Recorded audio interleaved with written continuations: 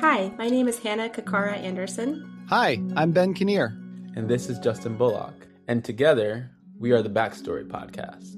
In health professions education, there's always more to the story. It's just how far back you are willing to go. We are a medical education podcast that explores literature in health professions education. We'll provide you with cutting-edge scholarship and cozy conversations with the authors. You'll hear the three of us stumble through the literature, and then we'll bring on the authors to the podcast for their side of the story.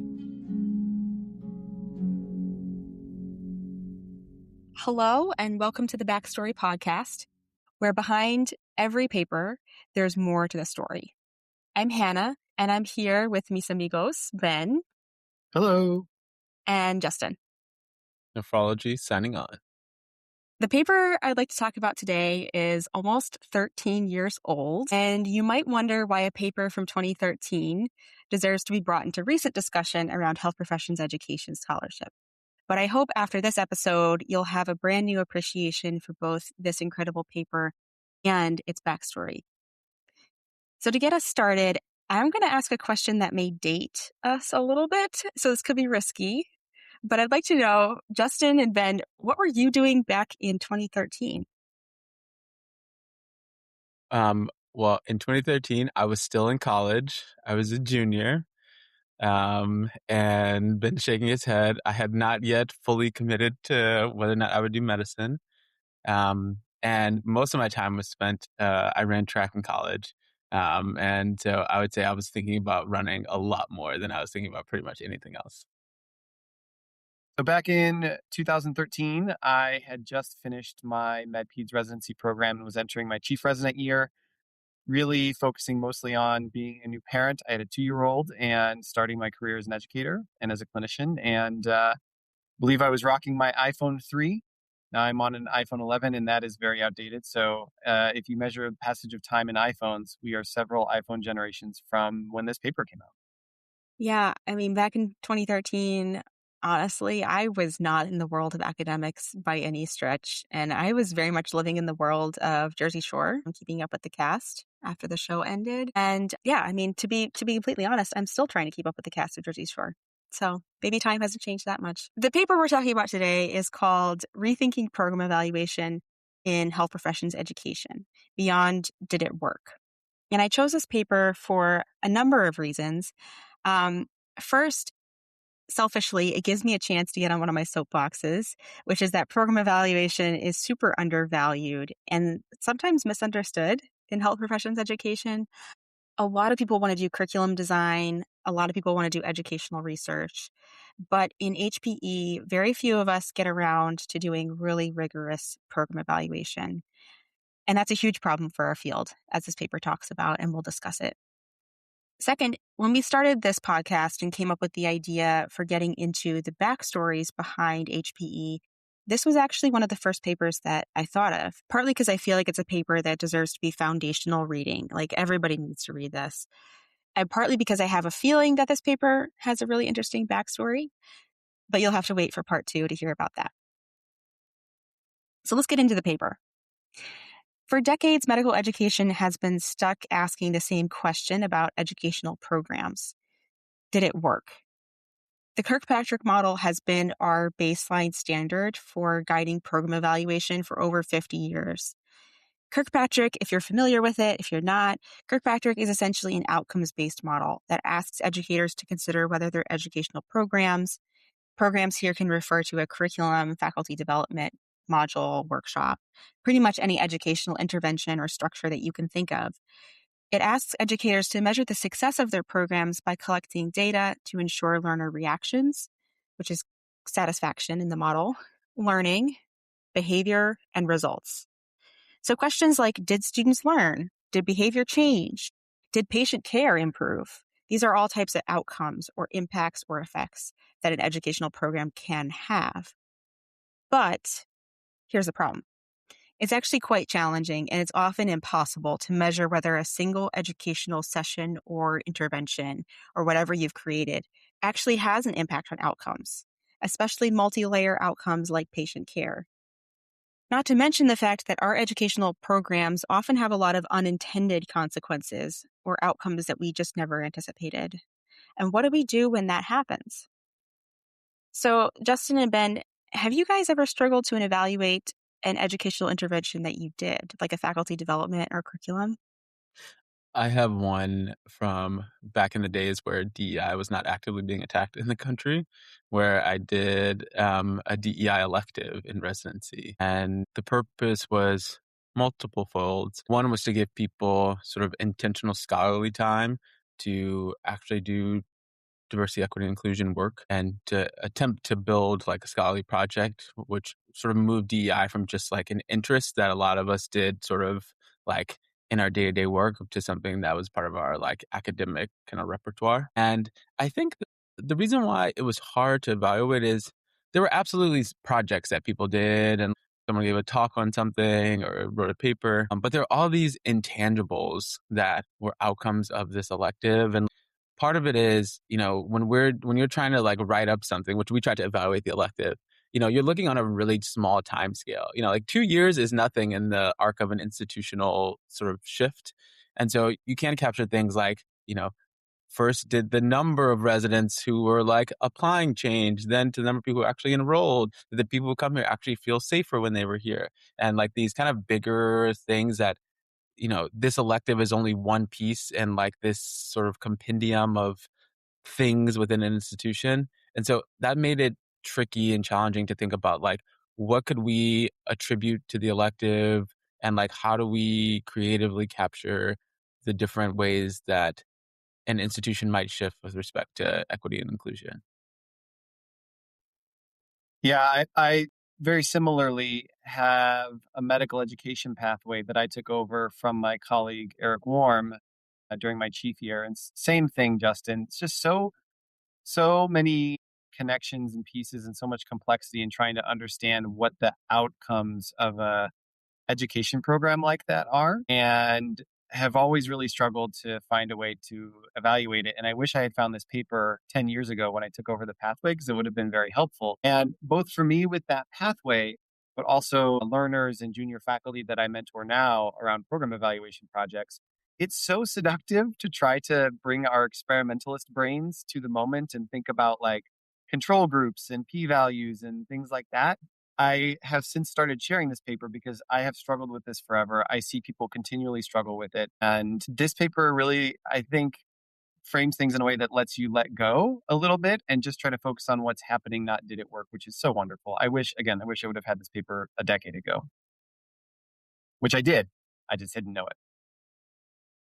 Yeah, you're not alone, neither of you. I mean, both myself, my colleagues, I think all of us in health professions education have had experiences like this where you're trying to measure something that feels unmeasurable and your evaluation brain like can't fully shift out of the experimental or research brain that we've been all trained to have. And we're actually not alone in health professions education either, because this has been a topic of debate outside of health professions education in the wider field of program evaluation as a whole, which includes educational evaluation in K through 12 schooling, nonprofit organizations, and beyond.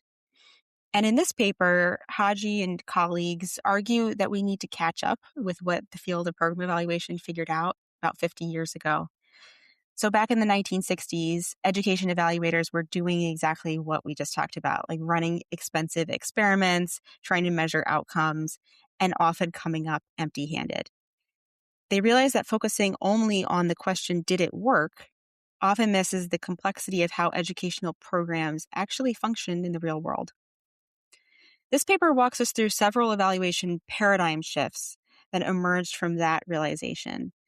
Some program evaluation models focus on context and process, asking not just whether you achieved your goals, but how you implemented the program and what was happening along the way.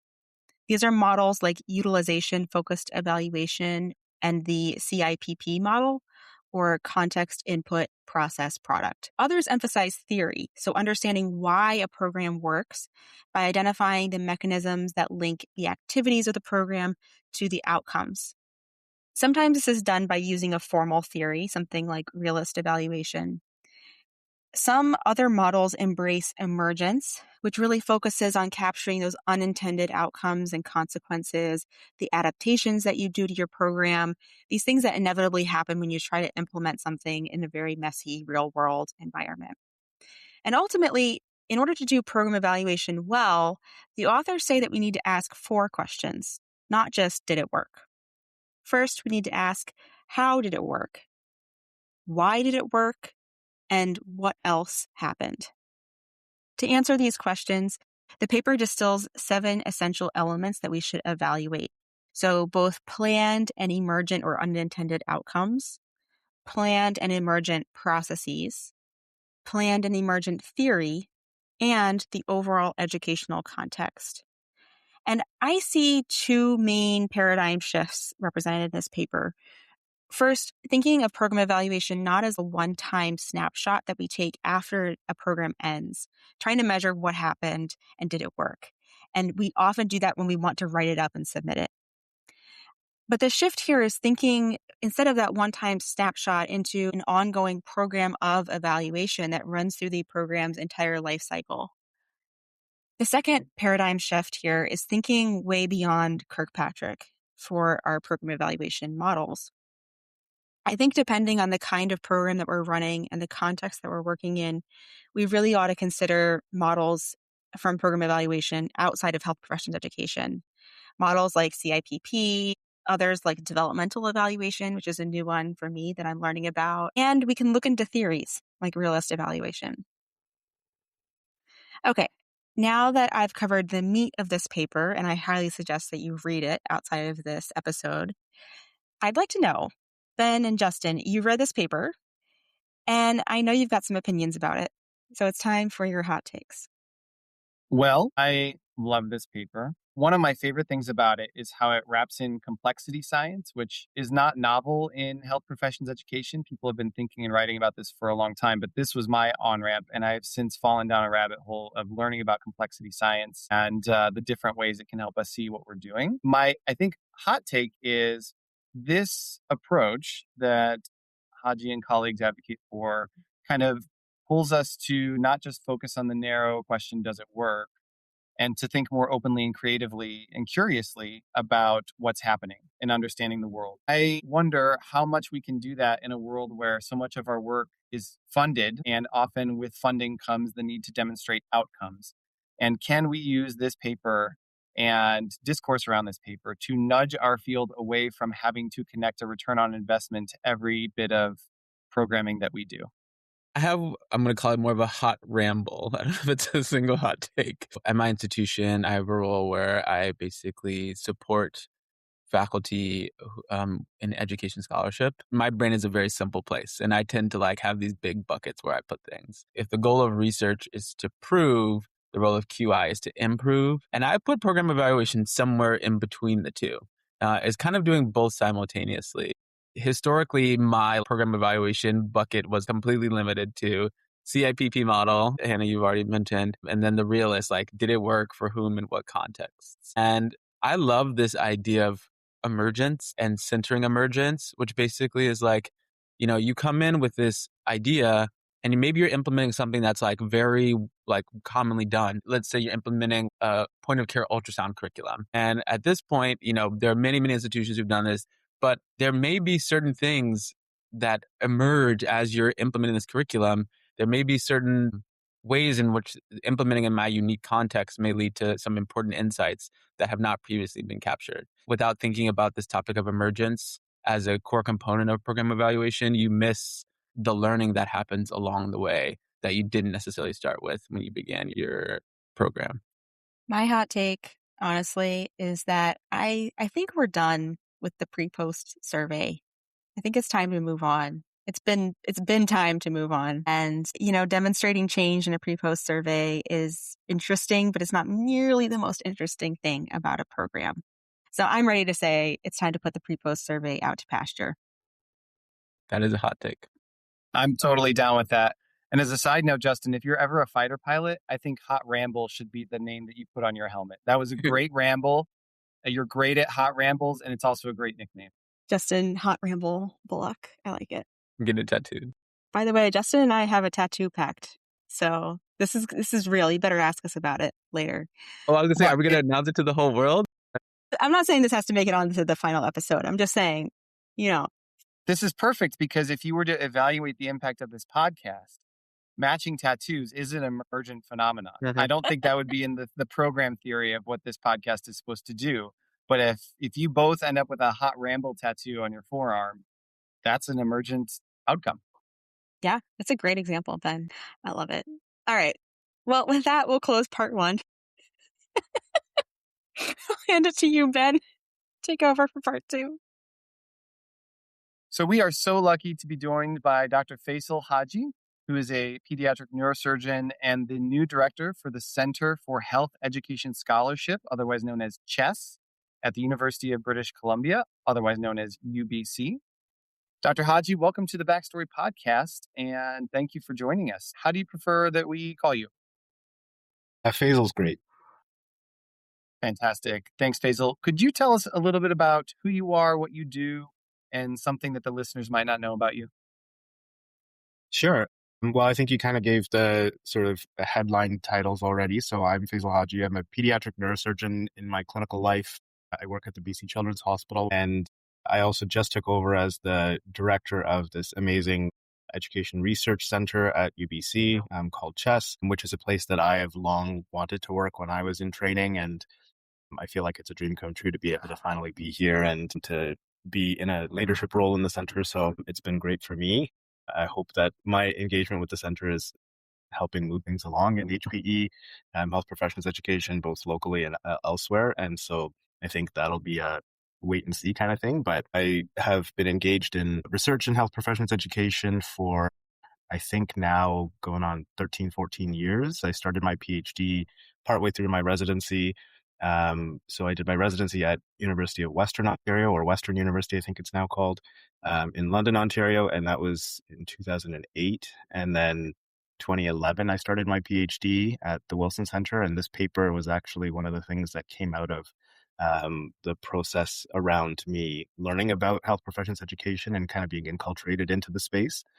So we could talk a little bit about that. And then that was what really started my journey into health professions education scholarship. And I've been involved in research there. I had a brief stint where I was in the US doing a fellowship in pediatric neurosurgery in Alabama, and then came back to Canada and worked as a medical education scholar and neurosurgeon at Queen's University for a couple of years, and then came up to UBC and have been here since. Most of the work that I do now is actually moved away from program evaluation, and it started in simulation and instructional design, and that's kind of what the focus of my research was during my PhD. Now I'm far more interested in lots of sociocultural topics, particularly in the context of surgical education, because it's stuff that emerges as a clinician scientist from the day-to-day things that happen in my own experience and the experience of my colleagues and the experience of my students, the experience of my patients, and trying to navigate the education and healthcare systems that are inextricably intertwined. And so lots of interesting stuff around clinical reasoning,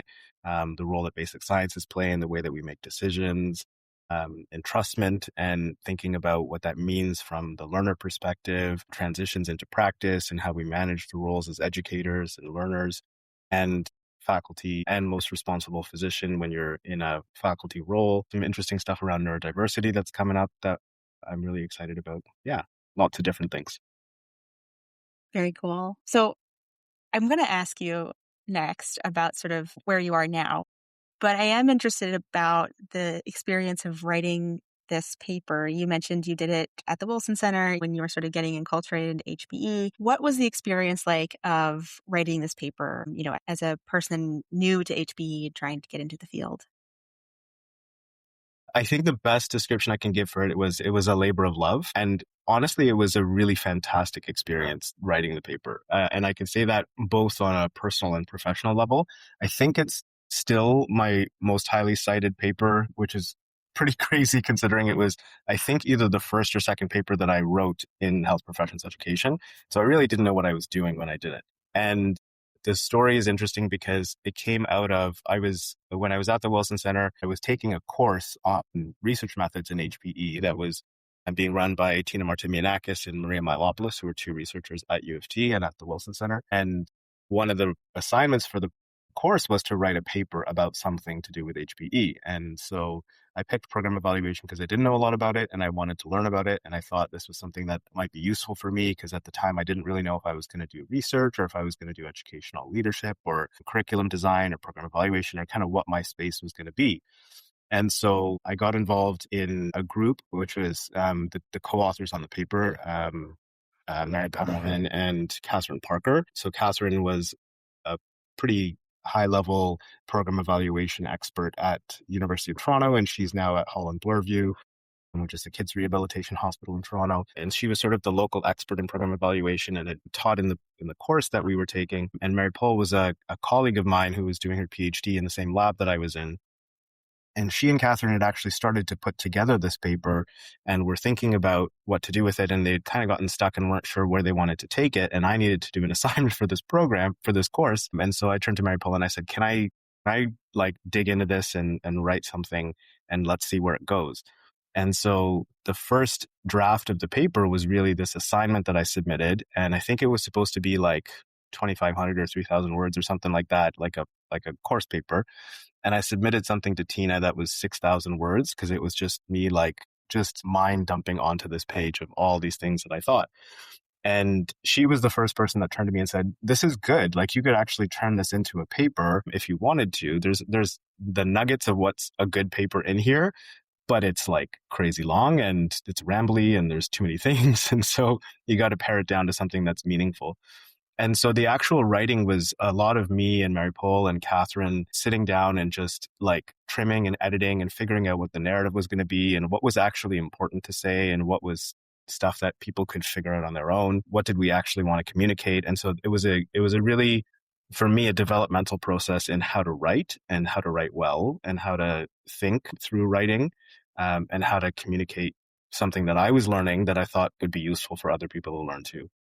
So in your day job now, I mean, you aren't a full-time program evaluator. You're a busy clinician. You're an education leader. What did this paper teach you that you sort of carry with you, even as you've expanded your scholarship portfolio beyond program evaluation? It's challenging to think about always just trying to have to prove that this thing that you're doing is valuable and is meaningful, because that's really what a lot of people go to when they think about evaluation is I got to show somebody that this did something that makes it worth continuing to invest in. And so that puts a pretty high bar on whatever you're doing to basically prove that it works. And I think the whole goal of the paper was that you can let go of some of that it's not always about proving merit or worth. One of the core readings that's embedded in the paper and that people can go look at is there's this thing called the evolutionary tree of program evaluation. So it's as the field of program evaluation in K-12 education evolved, a bunch of theorists who were writing about the process of how to do program evaluation and how to think about program evaluation kind of ended up in these different branches. And there's this beautiful metaphor of a tree and 3 different branches. So there's a use branch, there's a justification branch, and there's a theory branch. And so it just spoke to this idea that why you're doing the evaluation can have different purposes, and you might pick a particular approach to evaluation that focuses on one of those things or other things, and what would that mean for you in terms of what you're trying to achieve. And so if your program evaluation is really about generating knowledge, then you might be in the theory branch because you might be thinking about how can I generate transferable knowledge that helps us understand how these programs or these functions work, and how can I disseminate that in a way that is meaningful for other people to take up and do things with and improve our educational processes writ large. Whereas if you're really focused on how do I make sure that this is the best program locally and how do I improve my program iteratively, then you're going to be in that use branch. And it's really about engaging with stakeholders and figuring out what data is useful and informative and like what processes are working for you, what processes aren't working for you. And then if you're somebody who's at a high level funding kind of decision-making table and you really need to know, is it worth us continuing to invest our time and money and effort into these activities, then you are in that justification branch and there is important outcome related data that you're going to need to generate. So it's not about one thing being more important than the other. It's about really understanding what's the goal that you're trying to achieve. I think actually the people that have come after we wrote this paper and who have reflected on it have done a really good job. So Betty and Nura has written some papers about program evaluation that I'd encourage people to go look at, one of which was talking about what information for whom. That's not the exact title, but it's something like that, where she talks about how different evaluations can have different purposes and how you sort of negotiate those purposes among stakeholders and people who are involved in the program evaluation will ultimately determine what you get. And so thinking through that and having conversations about that is important. And so I think that's sort of an add-on piece that I've taken away. I have one comment about something that you said earlier, which is, this is your most cited paper, even though it was one of the first papers that you wrote. Someone once told me that when you look at most sort of intellectual greats through history, most of them made their most significant contributions at the very beginning of their time in the field. And the theory is that it's largely because people have not yet been acculturated to the norms of their profession. And for that reason, they think differently than the people who are already there. It's far enough in that they develop some skills in the areas. They may not be sort of have the deepest skill expertise, but they think in a different way. That makes sense. I think that's probably true. I think in many ways, when you're a graduate student, there's two really great things that happen, which is one, you have the time and space to just be free to explore and figure out what you want to spend your intellectual resources on. And I think that's kind of what happened with this paper is that, yeah, there was a course paper that I had to write, but then I really got into it and I was like, oh, I have the time and space and I could really invest the time to make this thing something that I was proud of. And that my co-authors and I were all proud of, because it was definitely a massive group effort. I think the other part of it is what you just said, which is that you're not encumbered by all the different things that you've been enculturated to think, and you do have the opportunity to think differently. And I think that's a really nice space to be in. Justin, you've done some of this stuff too, in the ways that you've written about various topics and flipping things on their heads. People make associations about how even methodologically you have to do things. And you've come along and said, I think you can put critical theory and quantitative research together. I think there's a way to do that. Maybe it's because naturally you're inclined to think differently by virtue of the paradigm that you exist in or that you naturally gravitate towards. Well, I call it just complete ignorance. That's you just stumble forward and there you go. Related to this, I wanted to hear you talk about how you sort of switch back and forth between the different sort of identities that you exist in. As a neurosurgeon, I imagine that brings a very specific set of thoughts and thinking patterns and beliefs about reality and truth. And then as a researcher, I wonder whether you exist in a different sort of space. Yeah, that's a really interesting question. I think, yes, I probably do. I think that I've tried a lot to bring both worlds together in a way that is productive. First, on the neurosurgery side of things, yeah, anybody who's a practicing clinician will know that there are biomedical ways in which we think about medicine and healthcare and the practice that we engage in. And a lot of the decision-making and things are based on what's the right thing to do in this moment and how do I manage this case? And a lot of the teaching is around that. But then there's also a lot of human elements in it too, which I think my research has enriched. So now I think a lot more about what is it like for the gender diverse trainees that are in my program. So we have an Indigenous resident who's in our program, and I've thought a lot recently about what it means for her to be in our spaces and bringing herself and her whole self to her training. It's forced me to think a little bit differently about my interactions with patients and with families. I sort of alluded to the idea that our education and healthcare systems are inextricably intertwined. And I think I appreciate that a lot more now with the researcher hat that I have. But it does require translation in a way that is challenging sometimes. I do think there's a space for us to think differently. And sometimes I'm the contrarian in the group, and whether it's at our grand rounds or whether it's in our conversations where I'm saying, well, what about this? Or how do we think about that? And I've been pleasantly surprised that it's been received actually pretty well. On the research side, I think the real benefit of being a clinician is that you bring a practical orientation to the work that you do. I naturally gravitate towards questions that are focused on the educational spaces in which I'm operating. And so they're eminently practical. But I think the research side of me has evolved a lot from being very post-positivist based on my biomedical training into somebody who really understands that the world, particularly the social world, is not something that is all X's and O's and has direct truth, and that we do need to challenge a lot of our assumptions about what we understand and the discourses that we operate in and all of those kinds of things. For our final question, we would love for you to recommend something that you're either currently reading or recently reading that was impactful to you. I had to be honest that I haven't been able to do a lot of reading for myself and for fun. It's a lot of my reading has been kind of operational, instrumental for the purposes of achieving something that I'm working on. But there's a couple of pieces that I've been thinking a lot about that do relate to some stuff that I like to write and haven't gotten around to. And so it's not stuff that I've read, but it's stuff that's on my bucket list. The first was a piece that was shared from one of my colleagues, Rola Jawi, who's here at UBC and is also the editor-in-chief now of medical education.